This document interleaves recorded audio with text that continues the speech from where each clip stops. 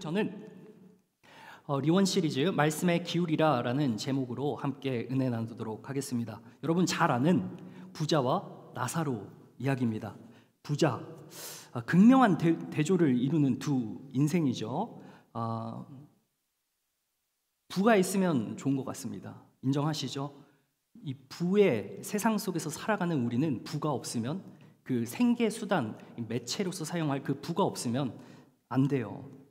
근데 부가 세상에서는 나름의 인정을 받는 하나의 척도가 되어버렸죠. 그러니까 인정을 받을 수 있는 이 하나, 그리고 안정을 누릴 수 있는 이 하나가 있습니다. 반대로 불편하고 또 불안해하는 인생이 하나가 있는데, 그것은 오늘 말씀에서 보면 이 거지의 인생입니다. 돈이 없으면 힘들어요, 그죠? 세상이 거들떠보지 않습니다. 세상이 주목하는 시선은 어디에 있습니까? 부에 있는 겁니다. 부는 확실히 좋은 것 같습니다. 원하는 것을 원하는 때에 원하는 만큼 소비할 수 있는 능력이 하나의 이 세상 부의 척도가 되어버린 것이죠. 미국 소비자 지출 조사에 따르면 상위 20% 가구가 하위 20% 가구에 비해서 대략 3.5배의 지출을 더한다고 합니다. Absolute spending이죠. 절대 지출 값인 거죠. 어디에 쓸까요? 상위 20%는 하위 20%에 비해서 나름의 생활고가 여유가 있으니 더 쓸 수 있는 곳에 쓰겠죠. 아무래도 여가가 들어갈 것 같아요. 문화생활도 있고요, 또 교육도 있고 건강도 있고. 그러니까 하위 20%는 삶의 최소한의 질을 충족하기 위해서 그 소비 패턴을 가져간다고 한다면, 상위 20%는 이보다 더 충족된 삶을 살고 있기에 본인들이 쓰고 싶은 곳에 더욱더 쓴다는 겁니다. 그러니까 한마디로 요약을 하면 돈을 많이 벌수록에 더 많은 지출이 들어간다는 겁니다. 이 문화 자본 이론에 따르면 우리가 다 아는 이야기입니다. 생존 욕구를 먼저 충족하면은 그 충족된 생존 욕구에서 멈추지 않고 어디로 향하느냐? 필히 과시욕으로 드러납니다. 뭔가 자기의 존재를 입증하고 싶어하는 이 과시욕망이 드러나는 곳이죠. 그것을 우리가 SNS, 소셜미디어를 통해서 적나라하게 보고 있지 않습니까? 어디 갔다, 뭘 먹었다.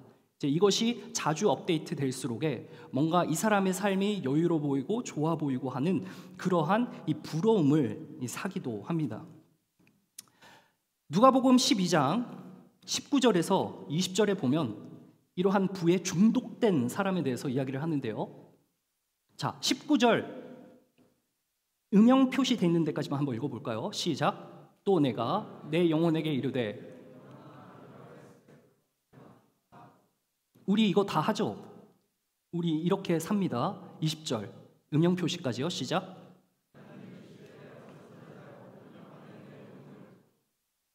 네, 하나님께서 가져가시면 끝인 거죠. 그러나 이것을 우리는 이 세상에서 앞만 보고 살다 보니 사실 이러한 부분에 대해서 잘 생각하지는 않는 것 같아요. 부가 삶을 분명히 유지해줍니다. 그리고 윤택하게도 합니다. 그러나 영혼을 취하면 부는 끝인 거예요. 하나님이 그 인생 데려가시면 끝나는 겁니다. 한 가지 우리가 질문해야 될 건 이것입니다. 우리의 삶 속에서, 우리의 부요함 속에 하나님이 계시냐인 거죠. 이것을 오늘 퀘션 마크로 한번 들고 가보십시오. 여러분 삶 속에서 행하는 모든 그 길목마다 하나님께서 나와 함께 하시나, 그리고 하나님께서 내가 행하는 그 길 가운데 하나님을 초대해서 내가 함께 동행하고 있는가를 보셔야 한다는 겁니다. 이 부자와 거지라는 두 인물의 극명한 대조를 통해서 부자와 거지가 가게 될 극명한 두 장소에 대한 대조를 이루는 것이 오늘 본문 말씀입니다. 바로 천국과 지옥에 대한 이야기입니다. 주의 사랑받는 청년 여러분, 천국과 지옥은 존재합니다. 영적인 이야기가 아닙니다. 알레고리도 아닙니다. 상징도 아닙니다. 상징이라는 이 기법을 통해서 오늘 누가복음을 기록은 했지만 이 본문 내용의 비유를 통해서 하나님께서는 반드시 우리들로 하여금 알게 하시는 것이 두 부류의 사람이 있는가 하면 두 부류의 극명한 대조가 일어나는 장소가 있다는 사실을 오늘 이 말씀을 통해 알려주시는 거죠. 바라기는 오늘 예배를 드린 저와 여러분이 하나님 말씀에 기울여서 하나님께서 원하시는 삶을 살아가며 또 하나님께서 원하시는 삶을 선택 회복하시게 되기를 우리 주 예수 그리스도의 이름으로 축원합니다. 헌데 대문 앞에 버려지고 부자의 상에서 떨어지는 것을 먹는 거지가 나오죠. 개들이 핥아 먹습니다. 무엇을 하냐? 상한 그 상처를 와서 핥습니다.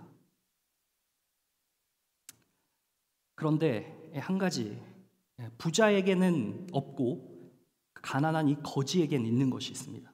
오늘 말씀을 통해 좀 보시면 아시겠지만 여러분, 여기에서 부자 이름이 뭐죠? 부자 이름은 없습니다. 그러나 거지의 이름은 여러분 잘 아시죠? 나로 시작해서 로로 끝납니다. 나사로입니다. 나사로의 다음 슬라이드를 한번 보여주시면요. 나사로의 히브리어는 엘리아잘, 그러니까 하나님이 도우신다는 뜻입니다. 그의 삶 속에서 그가 헌데 있고 못 먹고 핍절한 인생을 살아갈지라도 하나님께서 그의 인생을 돕고 계신다는 그 사실이 그 배우의 손에서 주님께서 해주시는데, 사실 우리가 이거를 보면 좀 불편한 마음도 들기도 합니다. 왜냐하면 하나님이 도우신다면 적어도 물질적으로 도와주시고 필요를 채우셔서 공급하신 뒤에 하나님이 살아계십니다라고 어떻게 보면 간증의 그 체험의 삶을 이렇게 보여주면 얼마나 좋겠습니까? 그러나 꼭 그러한 방식으로 하나님께서 역사하지 않으신다는 사실을 보게 됩니다. 종국에는 이 나사로가 아브라함 품에 안기게 되고 그가 죽었을 때 아브라함 품 안에서 영원토록 안식을 얻고 영원한 영생을 얻는다는 것을 우리 God helps 엘리아살이라는 나사로의 이름을 통해서 우리가 볼 수 있게 되는 것이죠. 여러분, 기도 없이 하루를 시작하거나 말씀 없이 방향을 결정하거나 은혜 없이 성공을 말하거나, 우리 사실 하나님의 뜻을 구하기 전에 저도 그렇습니다만 검색 결과에 의지를 할 때가 많습니다. 간혹 여러분은 안 그러시겠지만 통장 잔고를 자주 봅니다. 저는 하나님 없이 내 안에 부자 된 게 있는 것이 없는지 살펴보게 되었습니다. 오늘 말씀을 준비하면서 하나님 없이 내 안에 스스로 부요하도록 만들어 나아가는 나의 심리적인 욕구, 뭔가 붙잡힐 것 같지 않는 저 멀리 있는 무언가를 소망하는 나의 모습, 이러한 모습이 우리 모두에게도 있는지 모르겠습니다. 세상 바쁨에 둘러싸여 있죠. 뉴욕 땅 가운데 여러분들 정말 훌륭하게 개인의 일들을 잘 해나가고 계신데 어느덧 그 바쁨 가운데 치여 살다 보니까 말씀이 내 안에서 사라진 줄도 모른 채 살고 있지는 않은지 우리가 한번 오늘 말씀을 통해서 보아야 하겠습니다. 부자는 말씀이 들리지 않았습니다. 왜 그럴까요? 그 이유는 오늘 첫 번째 말씀인 날마다 호화롭게 즐겼기 때문입니다. 우리 말씀 한번 읽어보겠습니다. 시작!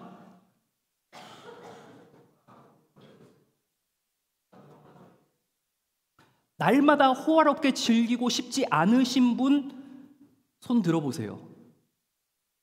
다 즐기고 싶죠. 그렇죠. 너무나도 호화로운 삶은 어떻게 보면 우리의 꿈의 어떤 모양일 수도 있습니다. 목사님, 저는 그냥 적당히 살래요. 물론 적당히가 가장 베스트일 수는 있겠지만 저마다 돈을 벌고 잔고에 어떤 액수가 찰 때마다 우리가 희망을 얻고 또 힘을 얻고, 야, 이 정도면은 어느 정도 이게 눈대중이 되잖아요. 그죠? 어느 정도 이번 연도는 이 정도의 이 재정력이 되겠다라는 생각을 하죠. 근데 벌다 보면 적당히가 없습니다. 쌓이다 보면 더 모으고 싶고 더 끌어다가 쓰고 싶은 것이 우리의 본성인 겁니다. 날마다 했다고 해요. 그런데 호화롭게 했다고 합니다. 여러분, 날마다 우리 음식 먹을 수 있고 날마다 모임하고 나가서 커피 마시고 할 수 있습니다. 그런데 이 핵심이 뭐죠? 호화롭게라는 겁니다.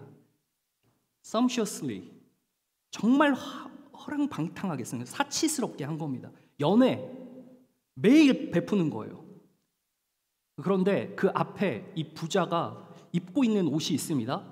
두 가지 종류인데요. 한번 읽어주세요. 무슨 옷입니까? 최상급 염색, 희귀종, 왕족만 입는 거, 에르 땡스 뭐 이런 거죠. 오늘날로 칠 것 같으면은 배옷, 이건 단순한 린넨 소재가 아니에요. 빛이 날 정도로 하얗대요. 얇고 최고급 직물 같은 걸. 그러니까 같은 무게일 때 이 직물이 금보다 2배가 비싸다고 합니다. 엄청난 거죠. 이것을 이제 매일 날마다 입고, 똑같은 옷은 아니겠죠. 매일 연애를 베푸니까 얼마나 다양한 옷들이 있겠습니까? 그러니까 어마어마한 부자라는 것을 우리가 유추해 볼 수 있을 것 같아요. 야, 이 린넨 얼마나 저도 하나 있었으면 좋겠는데, 좀 찾아보니까 몇 개 한번 비교를 해봤어요. 뭘까? 여러분, 로르피아나라는 이 브랜드 코트가 있어요. 너무 좋은 코트인데 비큐나 코트 같은 거, 희소성이 있고 가치가 있는 거죠. 벌써 띄워주셨는데 이건 좀 다른 이야기인데요. 제가 제일 한번 기왕 띄워주신 김에 괜찮습니다. 네, 어차피 이야기할 거니까. 여러분 잘 안 보이시나요? 이게 잘 안 보이네. 이게 뭐냐면요, 제가 가장 비싼 옷을 입은 사람 한번 찾아봤습니다. 이게 셔츠거든요. 셔츠인데 순금으로 만든 셔츠예요. 억만장자 인도 사람 다타 퓨지라는 분이 2012년도에 모든 사람들에게 관심을 받고 싶어가지고 억만장자 비즈니스맨이 커스터마이즈한 골드 셔츠입니다. 이 셔츠의 값이 24만 불입니다. 계산해 주세요. 얼마예요? 몇 억이죠? 4억 정도 되죠. 4억의 셔츠를 이제 입고 나타나서 막 이렇게 호화롭게 떵떵거리며 다니다가 4년 뒤에 맞아 죽었습니다. 사채빚에 시달리고 있었던 거죠. 그러니까 보여주기를 원하는, 날마다 연애를 즐긴 거죠. 날마다 호화롭게 산 거죠. 그러면은 기본적으로 어떤 세팅값이 거기에 디폴트로 들어가요? 이 사람 과시욕이 있었다는 거죠. 그러니까 생존 욕구에서 머물지 않고 과시욕으로 간 거예요. 그런데 문제는 대문 앞에서 날마다 처절하게 울고 있는 그 사람 나사로를 외면했습니다. 이스라엘의 모습을 단적으로 꼬집어서 이야기를 하는데, 사실 이것은 오늘 우리 모두에게 해당되는 말입니다. 아모스 8장 4절로 한번 가보실까요? 함께 읽어보겠습니다. 시작. 가난한 자를, 여러분, 이스라엘의 역사 중에 가장 부국강성했던 시기가 한 2개의 시기가 있는데, 그 중에 후반기에 이르면 이 여로보암 2세라는 분이 나옵니다. 지금으로부터 2800년 전의 인물인데요, 여로보암 시대에는 어마어마한 부를 자랑했습니다. 많은 사람들이 누리면서 살았는데 궁전의 노래가 애곡이 될 것이라며 하나님께서 경고하시면서 그 다음 구절에 이런 말씀을 주시는 것을 보면은 부가 그냥 부가 아니라 가난한 자들을 착취해서 약탈하는 부였다는 것을 우리가 보게 됩니다. 그리고 나서 11절에 가면 이 말씀이 나오는데 한번 읽어주십시오. 시작. 주 여호와의 말씀이니라. 보라, 날이 이를지라 내가 기근을 땅에 보내리니 양식이 없어 주림이 아니면 물이 없어 가람이 아니오 여호와의 말씀을 듣지 못한 기갈이라. 사랑하는 여러분, 말씀에 기울이지 않는 삶, 말씀을 듣지 않는 삶은 결국 영적인 둔감의 상태, 영적인 무감각한 상태로 우리들을 이끌어간다는 겁니다. 그렇게 되면 나도 모르게 세상의 풍조에 밀려서 바쁨 속에 휩싸여 내가 봐야 할 것을 보지 못하고 들어야 할 것을 듣지 못하게 되는, 그래서 나도 모르게 어둠 가운데로 향하게 되며 그 향락을 은근히 즐기는 그러한 삶의 모습으로 다져질 수 있다는 사실을 오늘 말씀을 통해 보여주시는 것이죠. 여러분, 말씀을 듣지 않는 건 삶의 감각이 무너지는 출발점임을 기억하시기 바랍니다. 감각이 과잉되면 감성이 마비됩니다. 넷플릭스, 유튜브, 틱톡, 이 모든 것들 우리가 정보를 습득함에 있어서 유용한 것이긴 하지만 과도한 소비는 우리의 생각을 하나님의 말씀으로부터 멀어지게 하는 그러한 것이 된다는 겁니다. 여러분, 우리 소비 활동 잘하지만 선악 영향력이 드러나지 않는다면 그것도 마찬가지입니다. 명품 소비하고 인증하고 막 이런 거 뭐 할 수는 있을 것 같습니다. 그러나 그 안에서 하나님의 부요함이 없어서 나의 과시만을 위한 것으로 나아간다면, 또 그것을 추구해서 나의 삶이 온전히 그곳에만 맞춰 있다면 그것은 하나님께서 지금 오늘 말씀을 통해 잘못됐다라고 꼬집어서 말씀하시는 셈이죠. 계획은 치밀한데 우리 다 계획 치밀하죠. 이곳에 계획 치밀하지 않으신 분이 어디 있습니까? 뉴욕까지 와서 이곳에서 일하신 여러분은 정말 대단하신 분들인데요.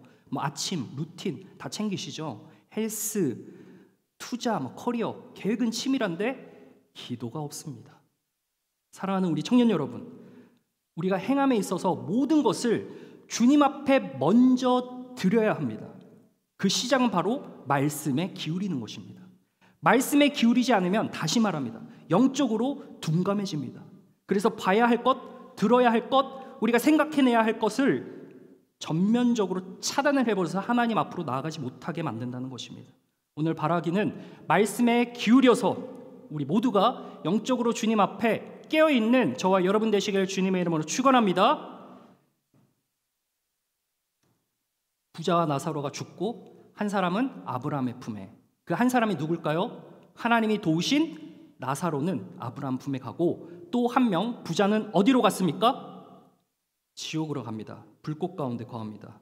그런데 그 가운데 어떤 한 것이 떡하니 서 있는데 그것이 무엇일까요? 오늘 본문 말씀을 보도록 하겠습니다.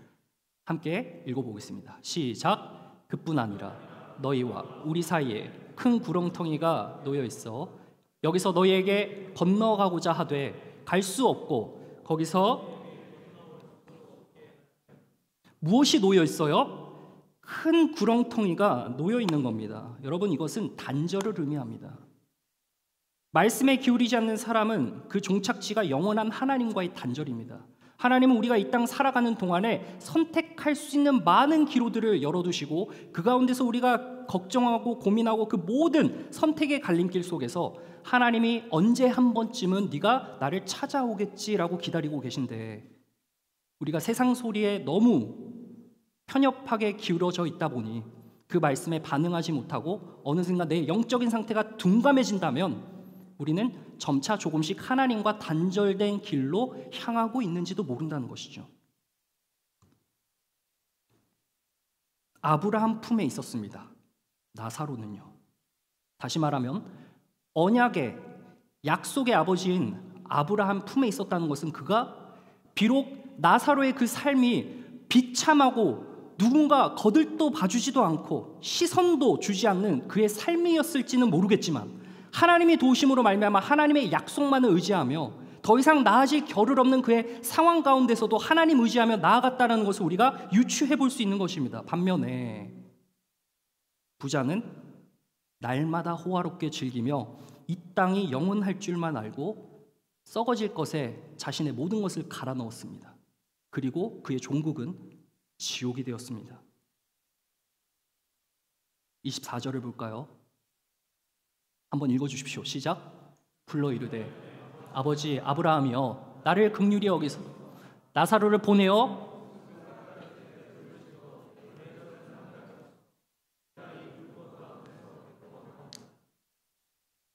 불꽃 가운데 있습니다.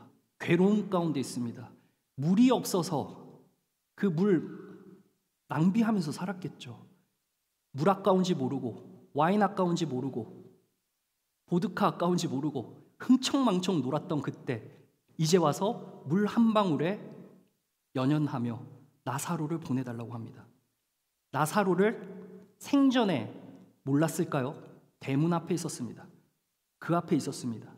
그러나 그는 무시했습니다. 돕지 않았습니다. 말씀이 둔감하면 우리의 눈이 닫힙니다. 필요한 영혼에게 손길, 눈길, 발길 닿지 않습니다. 영적인 둔감함이 오면 예수님의 사랑으로 사랑하지 못합니다. 물론 한 분이 이런 말씀을 며칠 전에 하시더라고요. 눈에 보이는 사람도 사랑하기 힘든데 진짜 맞는 얘기 같아요. 제가 가만히 생각해 보니까 눈에 보이는 사람은 사랑하기 힘든 것 같아요. 그러니까 예수님의 사랑이 나를 감싸지 않으면 그 사랑은 누군가를 향한 사랑으로 펼쳐질 수 없다는 것을 우리가 알게 되죠. 그러나 하나님이 도우신다면 그것이 가능합니다. 우리라는 한 사람을 통해서 필요한 곳에 손길과 발길과 눈길이 가도록 주님께서 우리의 마음을 열고 눈을 열어주신다는 사실을 여러분 기억하시길 바랍니다. 여러분, 영적으로 둔감하면 영원한 단절의 종착지까지 조금씩 가게 됩니다. 바로 가는 게 아닙니다. 한 발짝씩 멀어지기 시작합니다. 한 발짝씩 단절이 생기기 시작합니다. 그래서 이사야서 59장 2절 말씀에 이런 말씀이 나오는데요. 한번 읽어보도록 하겠습니다. 시작. 오직 너희 죄악이 너희와 너희 하나님 사이를 갈라놓았고 너희 죄가 그의 얼굴을 가리어서 너희에게서 듣지. 무서운 말이죠. 죄악이 자기를 삼키는 거예요. 죄의 열매는 본인이 따먹는 겁니다. 결국 하나님의 말씀을 듣지 못하게 됨으로 말미암아 그 죄악으로 하나님과 단절되는 인생이 일어나는 겁니다. 조금 더 쉽게 표현하면 여러분 한번 생각해 보십시오. 여기서 방 청소 다 잘하시죠? 저는 제가 잘한다고 말할 수 없는 게 저와 함께 하고 있는 그 하람이가 저랑 사는데 제가 이제 초반기에는 그래도 좀 보여주고 싶어서 막 이불도 개고 그랬어요. 근데 지금은 그냥 자리를 박차고 일어나 막 흐트러져서 이렇게 나오는 그런 모습들을 보입니다. 너무 바쁘고 막 그러니까 정리할 수 있는데 제가 말하려고 하는 포인트는 질서가 어렵습니다. 질서는 더딥니다. 무질서는 빨라요. 무질서는 쉽습니다. 하나님과 단절되는 것은 쉽습니다. 하나님께로부터 단절되어서 멀리 떨어지게 만드는 세상의 소리에 우리가 귀를 기울이는 것이 쉽습니다. 하나님 앞으로 나와서 기도하고 말씀 보고 찬양함으로 내가 내 영혼을 주님과 합하게 하는 그 질서는 어렵다는 것이죠. 그래서 주님께서는 우리에게 이런 말씀을 하셨는지도 모르겠습니다. 요한복음 15장 5절 그리고 6절 말씀 볼게요. 한 번 더 읽어주세요. 시작. 나는 포도나무요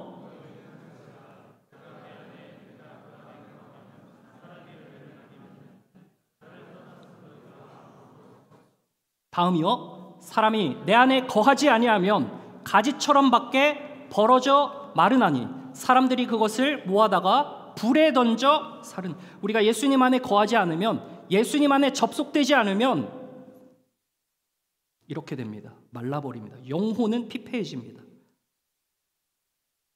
841만 1023뷰를 기록한 MIT 교수님 셰리 터클이라는 분의 강의를 제가 보았습니다. 강의라기보단 테드예요. 2012년도에 나온 테드인데 제목이 재밌습니다. Connected but alone.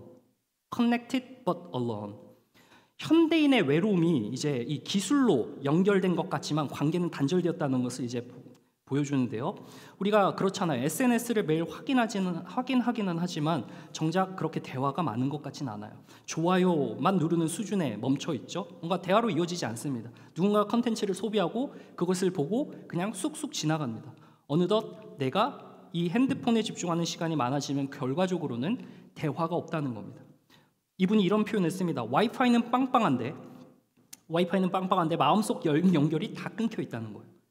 디지털 연결이 많으면 많을수록에 진짜 연결은 줄어든다고 이분이 진단하십니다. 기술은 연결처럼 보이지만 정작 공감과 대화를 사라지게 한다라는 것이죠. 그러나 한 가지 희망은 이러한 이 사태 파악을 하시고 진단을 하신 그 이면은 보고 계시지 못한 것 같습니다. 여러분, AI와 기술과 이러한 테크놀로지가 발전하면 발전할수록에 영성은 뚜렷하게 빛을 발하게 되어 있습니다. 하나님과 단절되지 않는 말씀에 기울이는 삶을 살아가고자 노력을 한다면 우리가 주님과 조금씩 단절이 아닌 하나가 되어가는 그러한 과정 가운데서 하나님께서 우리에게 주시는 기쁨, 소망 이런 것들이 나오게 되는 겁니다. 추상적인 것이 아닙니다. 실제적으로 우리의 감각을 통하여서 나올 수 있는, 그래서 우리의 모든 전 인격을 활용하여 하나님의 뜻을 이 땅 가운데 펼쳐 보일 수 있도록 도와준다는 사실인 것입니다. 사랑하는 여러분, 매주 설교 듣지만 성경은 직접 펴지 않는 우리의 모습이 있죠. 동의하시나요? 삶의 변화와 직접적인 적용은 없죠.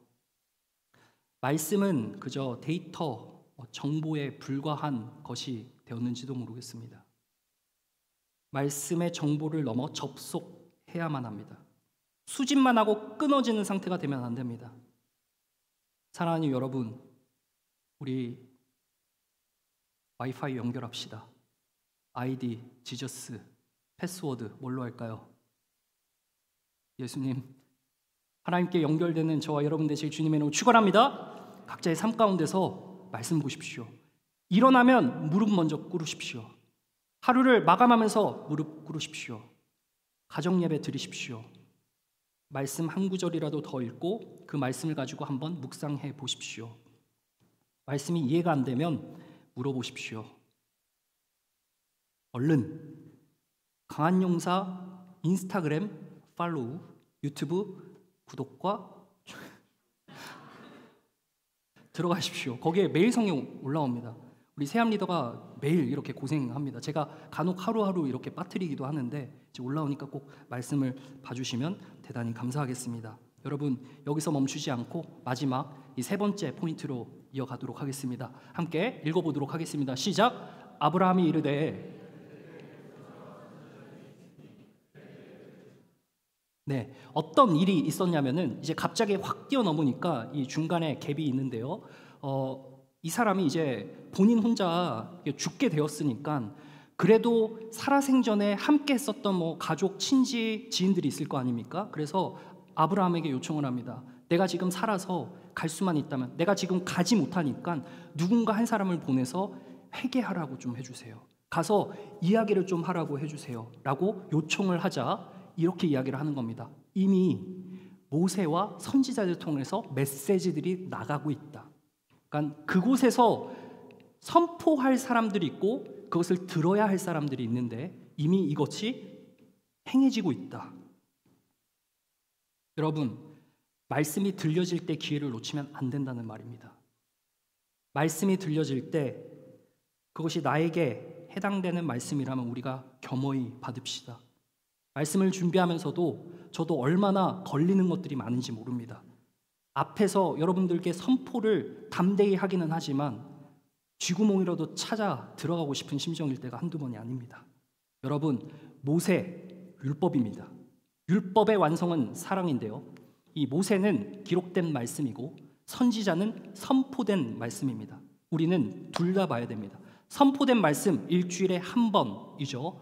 물론 유튜브를 통해서 여러분들이 말씀을 또 전해 듣는 혹 목사님이 계시다면 괜찮을지 모르겠습니다. 그러나 우리가 정말 중요한 것은 모세, 기록된 말씀도 같이 보는 것입니다. 말씀이 없는 게 아니라 말씀이 들리지 않는 게 문제겠죠. 우리 31절의 말씀을 한번 보도록 하겠습니다. 31절의 말씀인데요.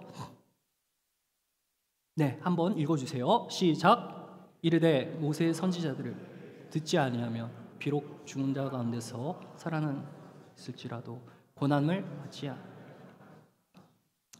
살아생전에 말씀이 들려지는데 믿지 않는 자는 아무리 죽어있는 사람이 살았다 깨어나는 기적이 있다 한들 그것을 믿지 않는다는 말입니다. 그러니 살아생전에 말씀을 선포하는 자리에서 그 말씀의 때를 놓치지 않고 그 말씀에 반응하여서 엎드리는 회개함이 있어야 된다는 겁니다. 저는 여러분께 도전합니다.